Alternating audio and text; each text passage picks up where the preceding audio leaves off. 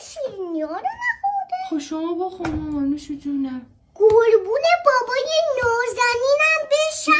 قربونت برم خدا نکنه. میدونی چرا اینا رو نخورده؟ چرا ماما؟ الان دلیلش رو بهت ثابت میکنم. جانم ماما. دیشب خودت حرفش رو دیدی که گفت دختر نازنینم فرداشو گوش نشد بخوره شیر بشه بعدش بره بازی کنه. قربونت برم. آره ماما خب شما خواست بخورا ولی گفت دخترم فردا صبح کنه صبح بخوره. حالا قربونت برم. حالا بخور. بابام آخه مظلومه فداکاره. خب دوستت داره مامان جونم. سایست بالا سرم باشه.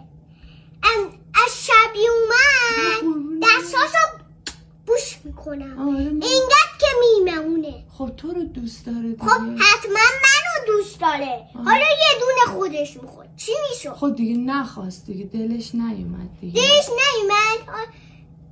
همه بس برای باباشون که بابای شما هم اینطوریه قربونت برم که میمونه. عزیزم.